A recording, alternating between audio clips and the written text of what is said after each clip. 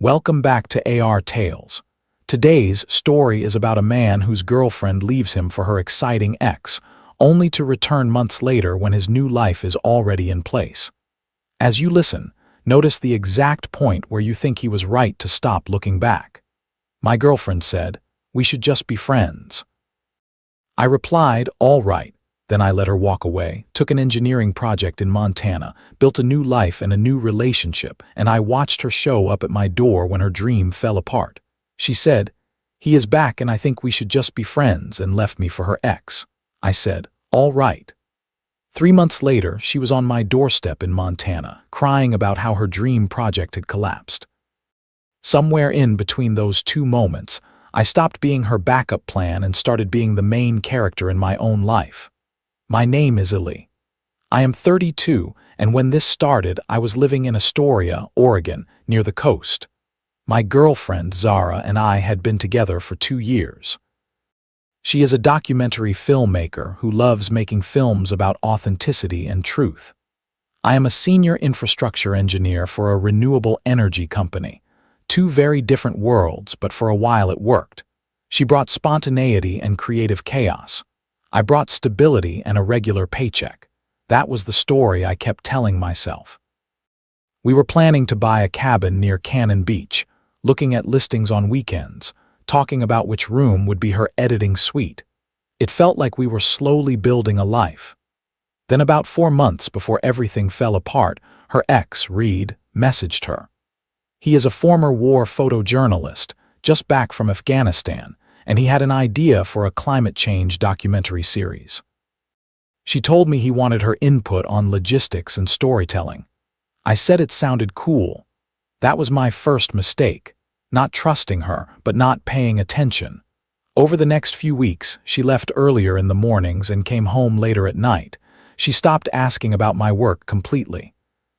We used to talk about the microgrid project I was developing for rural communities. She used to listen and ask questions. Then suddenly, when I started talking, it felt like I was talking to a wall. One night at dinner, her phone lit up on the table.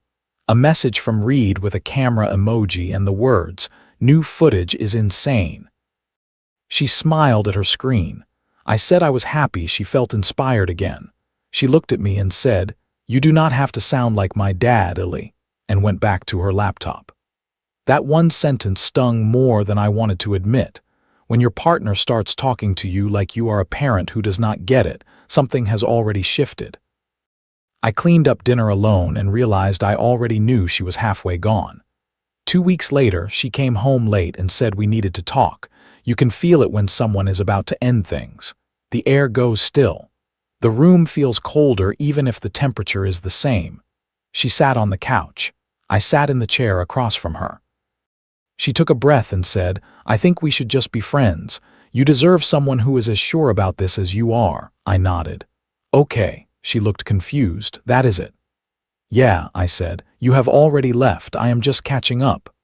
I walked to the key rack, took her key off my keyring, set it on the table, grabbed my jacket and left. No yelling. No begging. Just leaving. Sometimes the quiet exit is not indifference. It is self-respect finally waking up. I stayed in a motel for a night, then crashed on a friend's couch. Some people told me later that I should have fought harder. But in that moment, fighting for someone who had already made up her mind felt like fighting with a locked door. I half expected her to text, call, show up saying she made a mistake. There was nothing. Radio silence. 3 days later, I went back to the apartment to get my stuff. She was gone, moved out completely. Her key was on the counter with a short note that said, "Sorry." That was it. No long explanation, no closure talk, just a single word. She wanted to be friends. I had said, "All right." Now I was standing in an empty apartment wondering if I was supposed to feel relieved, heartbroken, or angry. Mostly I felt numb. A week later, my company offered me a temporary 6-month relocation to Montana. A pilot program building microgrids for off-grid communities. Under normal circumstances, I would have said no. Zara and I had our life in Oregon, our future cabin, our plans. Now I had no reason to stay, so I said yes. I drove to Montana in early March. The landscape was cold, gray, and wide open. It matched how I felt inside. The project was based near the Bitterroot Valley. My job was installing and maintaining solar arrays and wind turbines for communities too remote for traditional power. The work was hard. Long days outside in wind and snow, troubleshooting equipment, working with local contractors. But it was exactly what I needed. The problems were physical and clear. The solutions either worked or did not. My heart could be messy. The grid could not. There is something healing about fixing something you can actually touch when your emotions feel impossible to fix. I stopped posting on social media. On weekends, I started hiking alone. I bought a cheap drone and filmed the landscape. Scarred riverbanks from old mining. Erosion patterns on hillsides. Torn up land and how it slowly healed. It was strange, but seeing damaged ecosystems slowly come back made me feel less broken myself. About 2 months into the Montana project, I started working more closely with our field legal counsel, Naomi Brooks. She handled environmental policy compliance and permitting issues. We had crossed paths in Oregon but never really talked. Naomi is sharp, very smart, very dry. Sarcastic humor delivered so straight you almost miss it. We would be on site, standing in the wind, and she would make some comment about how regulation forms were more dangerous than storms. I would not realize she was joking until I saw the tiny half-smile. We started talking after work. Nothing romantic at first. Just 2 people stuck in the middle of nowhere, sharing a bottle of whiskey by a campfire and talking about life. She never pressed about Zara, but I think she could tell I was still unpacking something. One night I mentioned a relationship that ended badly. She poked at the fire and said, "People leave when they realize you are not a supporting character in their story. You are the main character in your own." Simple sentence. Big shift. Meanwhile, I still had one eye on Zara's social media. At first, the documentary with Reed seemed to be going well. They posted about crowdfunding, scouting locations, and creating the most important work of their careers. A lot of big words about truth and authenticity. Then around month 3, the tone changed. Posts slowed down and got defensive. Long captions about how authentic storytelling is punished by capitalist structures. People in the comments started asking practical questions about structure and focus.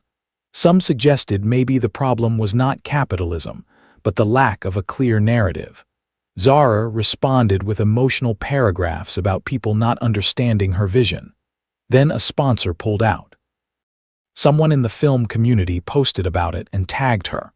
They mentioned budget overruns and creative differences. Zara went on a story rant about corporations not caring about real stories. I did not feel happy seeing that. It just felt predictable. Reed had built his career as a lone wolf. Now he was supposed to collaborate with deadlines, budgets, and accountability. That was never going to work. When patterns repeat, surprise turns into confirmation. Around the same time, something big happened with the Montana project. Our experimental microgrid went live in a community that had been off the main grid for decades. The installation was complicated, but we got it working. Clean, reliable power replaced noisy diesel generators that had been running for years. Local news covered it. Then a regional sustainability group. Then a national outlet did a piece on innovative renewable solutions in rural America. Our company got a large grant to expand the program. My manager told me I would be the lead engineer on the expansion. Naomi was the one who showed me the official announcement. We were going over compliance paperwork. She turned her laptop toward me so I could see my name in the article. "You built something that will outlast all of us," she said. "That matters." We started dating a week later. No fireworks, no drama. We were out doing a site inspection when a rainstorm trapped us in the truck. Water was running down the windshield, hiding the view. She looked over and said, "I think we should admit this is not just professional anymore." I said, "Yeah, you are right." She leaned in and kissed me, that was it. No grand speeches, just 2 people choosing each other. It felt completely different from Zara. No chaos, no constant need for validation, No feeling like I had to keep her entertained so she would not leave.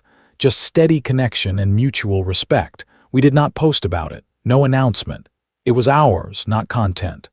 By that point, I had stopped checking Zara's accounts. The weight of wondering where she was and what she was doing slowly lifted. We stayed in Montana through the rest of the year. The microgrid program expanded to 3 more communities and surpassed projections. Our company started planning similar programs in other states. Naomi and I presented at a conference in Denver. The response was strong. People actually cared about the work. Personally, things were good. Naomi and I moved into a small cabin outside Missoula. Lots of light, a wood stove, enough space for both of us to work from home when needed. We did not talk about the future in dramatic terms. We just kept showing up for each other day after day. For a long time, I did not think about Zara at all. Then, 2 weeks ago, she walked into my field office. I was at my desk going through reports when I heard her voice asking the receptionist if I was available. I recognized it instantly. My stomach dropped. I walked to the lobby. There she was, thinner. Dark circles under her eyes. The same magnetic energy but worn down around the edges. "Hey," she said with a small, careful smile. "What are you doing here?" I asked. She launched into her story. She said she was filming a documentary about rural resilience and renewable energy and had heard about the Montana program. She said she wanted to include our project because it was a great story about innovation and sustainability. All the buzzwords again. If she were really there on business, she would have gone through official channels and contacted our PR team. Showing up unannounced was personal. I told her she would have to submit a formal request through our communications department. She nodded and said she would, then asked if we could grab coffee and catch up. I did not think that was a good idea.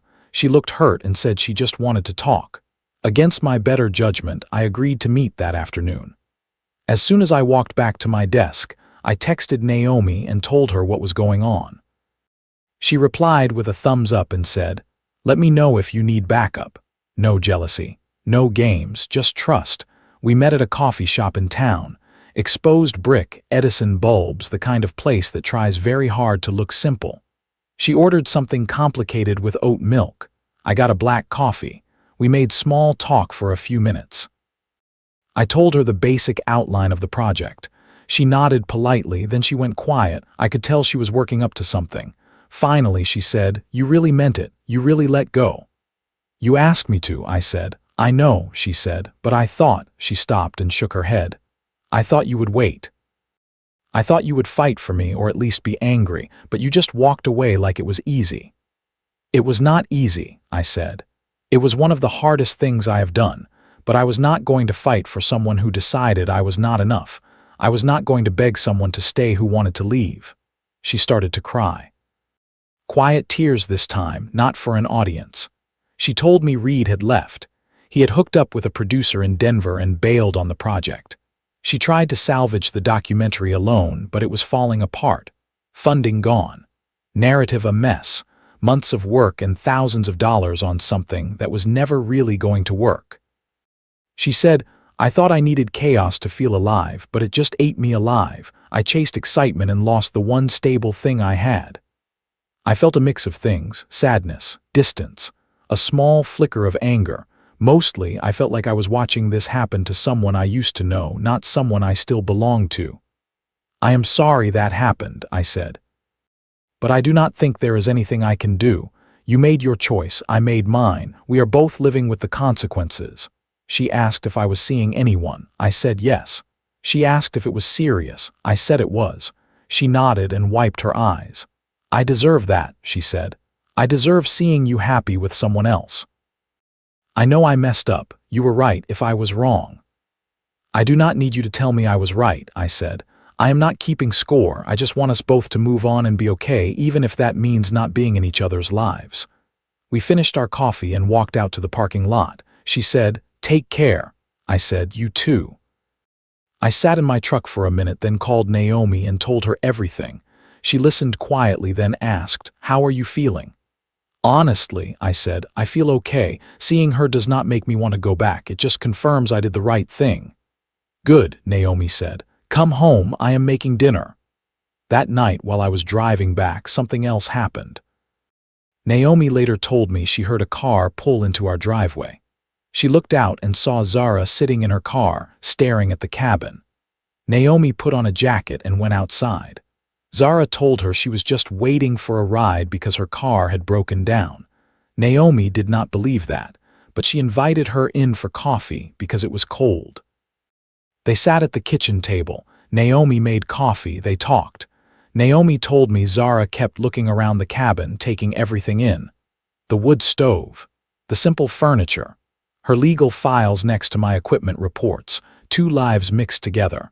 At one point Zara said, "You two really work, do you not? You actually understand each other."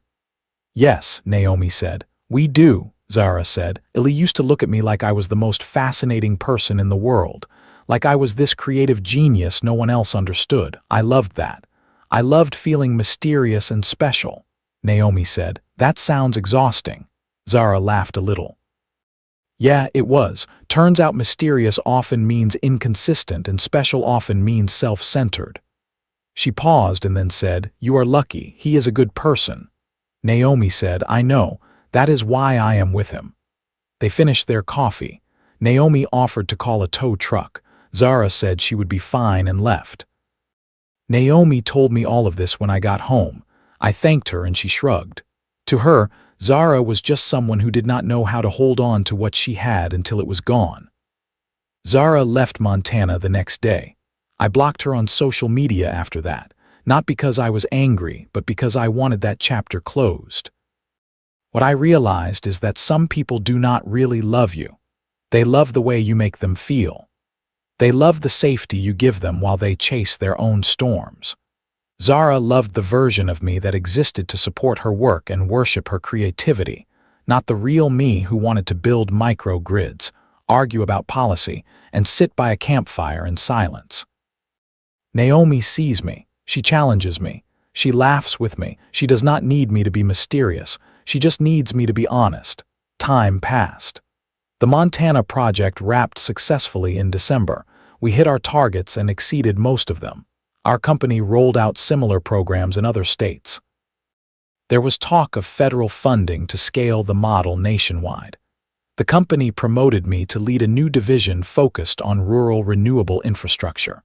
More responsibility, more travel. Exactly the work I wanted. Naomi and I moved back to the Oregon coast in January. We found a place near Yaquina Head Lighthouse. You can watch storms roll in from the water and see the turbines on the ridges turning in the wind. Close enough to the main office, far enough away for quiet. We are not rushing anything.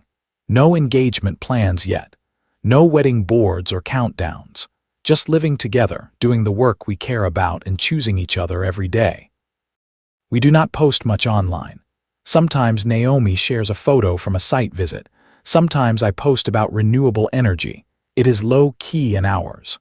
Last week, Naomi posted a picture she took of me at dawn. I was on a coastal bluff repairing a broken wind sensor on one of the older turbines. The sun was just coming up over the ocean. The light was soft and orange. I did not know she had taken it until she showed me. She posted it with a simple caption, "Patience is a form of faith." No context, just that line in the photo. Colleagues commented about the project. Friends liked the scenery. Normal stuff. Then I noticed Zara had liked the post, almost missed it. Her profile picture was different. Her handle looked unfamiliar at first, but it was her.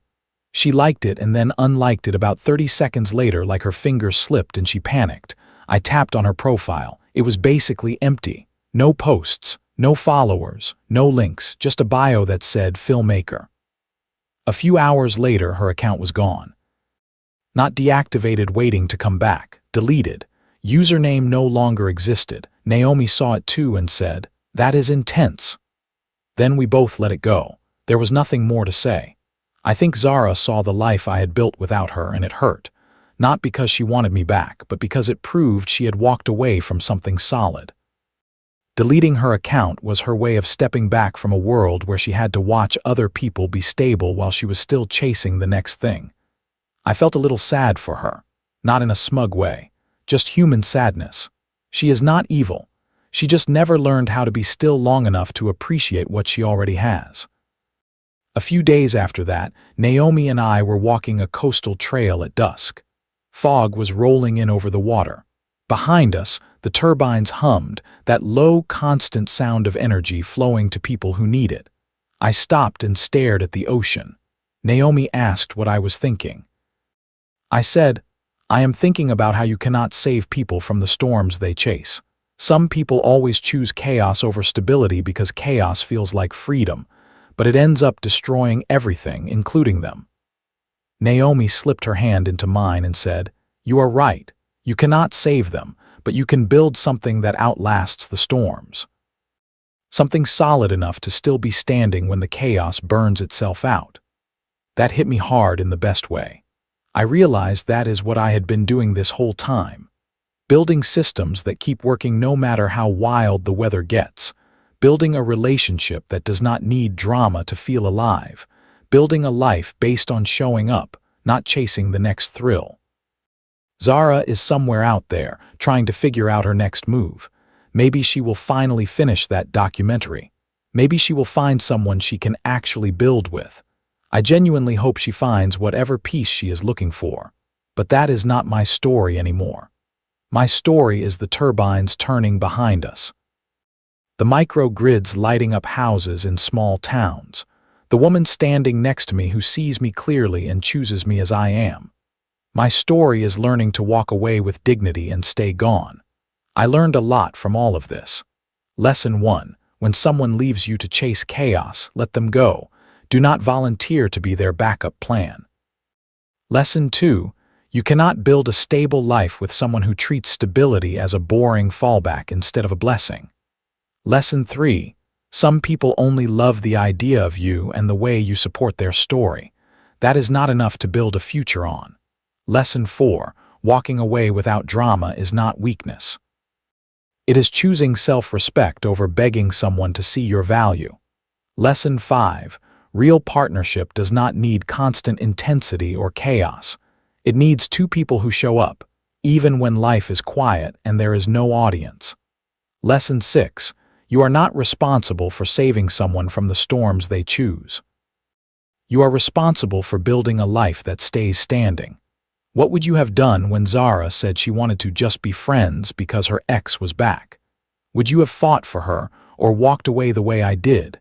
Have you ever been the stable one someone left to chase excitement, only for them to come back later? Share your thoughts in the comments.